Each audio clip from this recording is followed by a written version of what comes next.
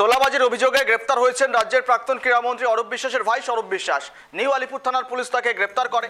অভিযোগ, টেকনিশিয়ান এবং কলাকুশলীদের কাজ পাইয়ে দেওয়ার নাম করে দিনের পর দিন টাকা তোলা হতো। টেকনিশিয়ান স্টুডিও গিল্ডের সদস্যদের অভিযোগের ভিত্তিতেই শুরু হয় তদন্ত। পরে বিজেন্ট পার্কের এক মহিলা, যিনি টালিগঞ্জেরই মেকআপ আর্টিস্ট ফেডারেশনের সদস্য, থানায় লিখিত অভিযোগ দায়ের করেন। সেই তদন্তের ভিত্তিতেই মহিলার দাবি, দীর্ঘ 2 বছর কাজ না পেয়ে কাজের আবেদন করলে তার কাছ থেকে টাকা চাওয়া হয়, তোলাবাজি করা হয় এবং তারপর ভয়ও দেখানো হয়। সিলোতানির অভিযোগও ওঠে। অভিযোগ, তার এক সহকর্মী স্বরূপ বিশ্বাসকে 45,000 টাকাও দিয়েছিলেন। আর সেই অভিযোগের ভিত্তিতেই স্বরূপকে গ্রেপ্তার করেছে পুলিশ। শুক্রবার তাকে নিজেদের হেফাজতে নেওয়ার আবেদন জানিয়ে আদালতে পেশ করা হলো। স্বরূপ বিশ্বাসকে টলিউডে তোলাবাজির অভিযোগ, টাকা না দিলে কাজ নয়, মিলত হুমকি দিনের পর দিন। এইভাবেই চলতো মূলত তোলাবাজি, কাটমানির অভিযোগটা উঠে আসছে। কাজ পাইয়ে দেওয়ার নাম করেই তাণ্ডব চলতো দাপুটে এই স্বরূপ বিশ্বাসের, প্রাক্তন মন্ত্রীর ভাইয়ের। এবং অবশেষে অভিযোগের ভিত্তিতে তদন্ত, এবং তদন্তের পর পুলিশ তাকে গ্রেপ্তার করলো। আদালতে আজ লকআপে ঢোকানো হলো। কিছুক্ষণের মধ্যেই মামলার হিয়ারিং রয়েছে। আমরা কথা বলি, সঙ্গে রয়েছে প্রতিনিধি সুকৃতি। সুকৃতি, টলিপাড়ায় থামলো দাপট কি আদতেও? কারণ কাজের বদলে টাকা অভিযোগে গ্রেপ্তার তো স্বরূপ, কিন্তু এখনো পর্যন্ত কি উঠে আসছে? পুলিশ সূত্র যেটা খবর পাওয়া যাচ্ছে যে বিভিন্ন মেকআপ আর্টিস্ট থেকে শুরু করে আর্টিস্টরা যারা আছেন তারা কিন্তু অভিযোগ দায়ের করেছিলেন। বিশেষ করে সিমরাল পল, তার এই অভিযোগকে প্রাধান্য দেওয়া হচ্ছে, কারণ তিনি গুরুতর অভিযোগ করেছেন শ্লীলতাহানি থেকে শুরু করে তোলাবাজি এবং জোরপূর্বক ভাবে টাকা তোলা। বিভিন্ন অভিযোগের মাধ্যমে একটি এফআইআর কিন্তু দায়ের হয়েছিল স্বরূপ বিশ্বাসের এগেনস্টে, অর্থাৎ প্রাক্তন মন্ত্রী অরূপ বিশ্বাসের ভাই স্বরূপ বিশ্বাসের এগেনস্টে। এবং সেই মতোই তাকে কিন্তু গ্রেপ্তার করে গতকালকে নিউ আলিপুর থানার পুলিশ। এবং তুমি জানো যেভাবে জনরোষের মধ্যে পড়েছিলেন স্বরূপ বিশ্বাস, তারপর সেখান থেকে তাকে কোনো রকম ভাবে পুলিশই বের করিয়ে নিয়ে গিয়েছিল। তার কারণ একজন আসামির সাক্ষী যথেষ্ট গুরুত্বপূর্ণ, তাকে যদি এভাবে জনরোষের মধ্যে পড়তে হয় তাহলে তার সাক্ষী বিলম্বিত হবে বলে মনে করা হচ্ছিল। তারপর তাকে লালবাজারে নিয়ে যাওয়া হয় এবং এখন তাকে যে আলিপুর আদালত, যে পুলিশ আদালত, সেখানে কিন্তু পেশ করা হয়েছে। আর কিছুক্ষণের মধ্যে শুনানি হবে। একাধিক জামিন অযোগ্য ধারায় যেহেতু এই মামলাগুলি রুজু করা হয়েছে, তাই সেক্ষেত্রে পুলিশ এই স্বরূপ বিশ্বাস গ্রেপ্তার হওয়ার পর থেকে দেখা যাচ্ছে ওই স্বরূপ বিশ্বাস বনাম যারা হয়তো বিজেপি সাপোর্টার্স রয়েছেন, তাদের মধ্যে একটা ডিম ছোড়াছুড়ি, কাদাকাদি, একদম কাণ্ড কারখানা বিচ্ছিরি হয়ে উঠেছিল টলিপাড়ায়। সেই গুঞ্জনটা এখন কমলো কি? সেই বিষয় নিয়ে তো একটা বিষয় নিয়ে জল ঘোলা হচ্ছে এই মুহূর্তে। একেবারে কিছুটা হলেও কমলো সেই টলিপাড়ার ওই ইঙ্গিতটা, কিন্তু সব থেকে গুরুত্বপূর্ণ যে বিষয়টা, যারা অভিযোগ করেছেন সেই অভিযোগের পরিপ্রেক্ষিতে আজকে কিন্তু পুলিশি হেফাজতে নেওয়ার কথা রয়েছে স্বরূপ বিশ্বাসকে। সেই নিয়েই কিন্তু সরকারি আইনজীবী আদালতে সওয়ালও করবেন। এখন দেখার তার এগেনস্টে আরো কি অভিযোগ ওঠে আদালতে, সেই বিষয়টাও দেখার। তবে টলিপাড়ায় কিছুটা হলেও শান্তি যে বিষয়টা, বাতাবরণ, সেটা কিন্তু তৈরি হচ্ছে। তার কারণ স্বরূপ বিশ্বাসের এগেনস্টে একাধিক আর্টিস্টের কিন্তু অভিযোগ ছিল। গৌরব, ঠিক, নজর রাখো। ধন্যবাদ আপাতত।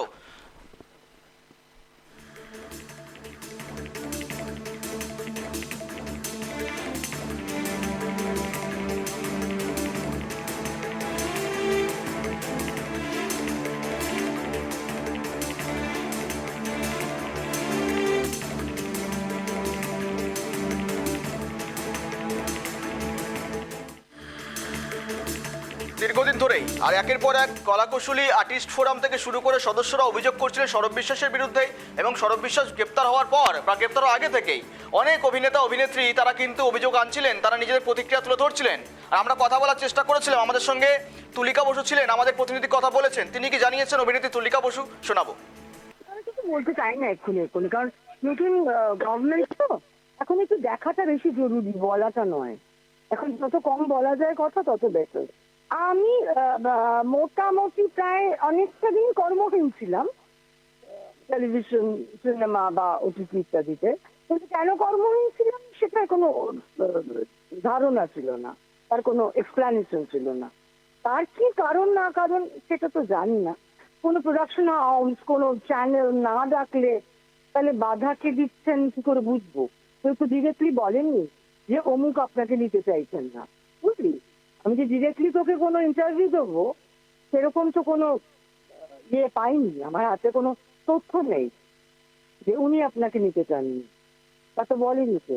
কিন্তু না থাকাটা, আচ্ছা না থাকাটা অ্যাবনর্মাল, ন্যাচুরালি। হ্যাঁ, মানে দীর্ঘদিন ধরে যে টলিউডে অ্যাকচুয়ালি স্বরূপ বিশ্বাস তো সিনেমা শুটিং বা এসবের বিষয়ে উনি তো এখানকার লোক না। উনি কিভাবে ফেডারেশনের সদস্য হলো সেটাই আমরা কোনোদিন জানতে পারিনি।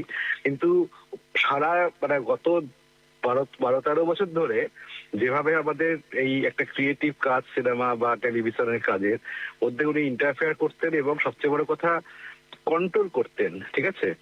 এবং একটা ইগো সর্বস্ব মানুষ, ওনার পছন্দ অপছন্দ, পার্সোনাল বেনিফিটের জায়গা ফুলফিল না হলেই উনি ছুটি আটকে দিতেন, ঠিক আছে। বিভিন্ন রকম হঠাৎ করে নিয়ম কারোর সাথে আলোচনা না করে নিয়ম চালিয়ে দিতেন। এই যে মাফিয়াগিরি একটা চলতো, সেটার জন্য যেমন একদিকে প্রডিউসাররা ভুক্তভোগী, তাদের কষ্ট হতো, তাদের প্রবলেম হতো, কাজ বন্ধ করে দিত, ঠিক টাইমে কাজ ডেলিভার করা যেত না।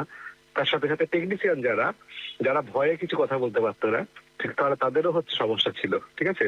আমাদের ইন্ডাস্ট্রিতে যারা যোগ্য লোক, যারা কাজ জানে, তাদেরকে নিয়ে আমরা সবসময় কাজ করতে চাই। এর বাইরেও এমন অনেক লোক আছে যারা ফেডারেশনের সদস্য না, যারা কার্ড হোল্ডার না, কিন্তু তারা হচ্ছে খুব ভালো কাজ জানে। আর্টের কাজ হতে পারে, এডি হতে পারে, বা কস্টিউম ডিজাইনার হতে পারে। তাদের কার্ড নেই বলে তাদেরকে সিনেমাতে কাজ করতে দেওয়া হতো না, ঠিক আছে। এবং সবসময় একটা দাদাগিরি, মাস্তানি, ঠিক আছে। এবং সেই মাস্তানিটা কেন?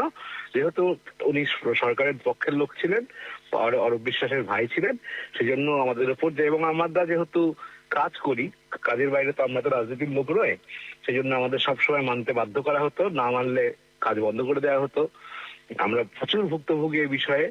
এবং তাছাড়াও আর্থিকভাবে বিভিন্ন রকম ভাবে প্রেসারাইজ ক্রিয়েট করা হতো, এখানে চাঁদা দাও, ওখানে এই করো, ওখানে এই দাও, ওখানে এই দাও। না শুনলে ওনার রাগ হতো। এবং উনি মিষ্টি ভাষায় যেভাবে সবাইকে থ্রেট কালচার শুরু করেছিলেন, থ্রেট কালচার, ব্যান কালচার, না বলে শুটিং বন্ধ করে দেয়া, এই জিনিসটা জাস্ট মানে এর বিরুদ্ধে আমরা তো প্রতিবাদ মানে করেছি অনেক সময়, কিন্তু সবসময় সেই প্রতিবাদ টেকেনি বা পাশে কাউকে পাইনি। সেটা থেকে একটা ক্রিয়েটিভ কাজের এরিয়া এত নষ্ট হয়েছে যে বাংলা টোটাল ইন্ডাস্ট্রি, বাংলা সিনেমার পুরো বিষয়টাই একটা অন্ধকারের দিকে চলে গেছিল। তাই এই যে ভারত পশ্চিমবঙ্গের মানুষ যে সরকার পরিবর্তন করেছে, তার ফলে ফলে স্বরূপ বিশ্বাসের পতন হয়েছে। এরপরে এটার জন্য মানে অ্যাডমিনিস্ট্রেশন এবং পুলিশ এবং সবাইকেই আমরা খুবই ধন্যবাদ জানাই। এবং এই অ্যাডমিনিস্ট্রেশনের দায়িত্ব পালন করছে, এই দায়িত্বটা সরকার পরিবর্তনের সঙ্গে নয়, কিন্তু প্রভাব খাটিয়ে উনি যেভাবে অ্যাডমিনিস্ট্রেশনকেও ম্যানিপুলেশন করতেন, সেটা আজকে প্রমাণিত হলো যে উনি প্রচুর অন্যায় করেছেন এবং তার আজকে বিচার হবে, এটাই আমরা চাইছি।